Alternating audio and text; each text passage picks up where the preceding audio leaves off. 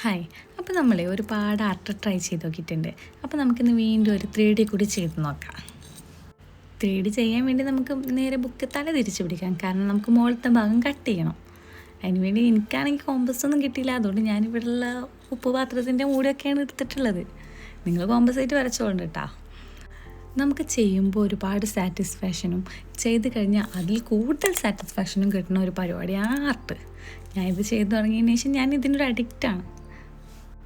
ഇത് നമുക്ക് വരയ്ക്കാൻ ഒരുപാട് സമയമൊന്നും വേണ്ട, കുറച്ച് സമയം മതി. പിന്നെ കുറച്ച് തോനെ ക്ഷമയും. പെട്ടെന്ന് വരയ്ക്കാൻ പറ്റില്ല.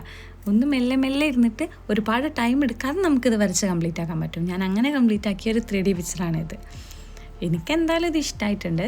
നിങ്ങൾക്ക് ഇഷ്ടമാണെങ്കിൽ നിങ്ങൾ കമൻറ്റ് ചെയ്യണേ.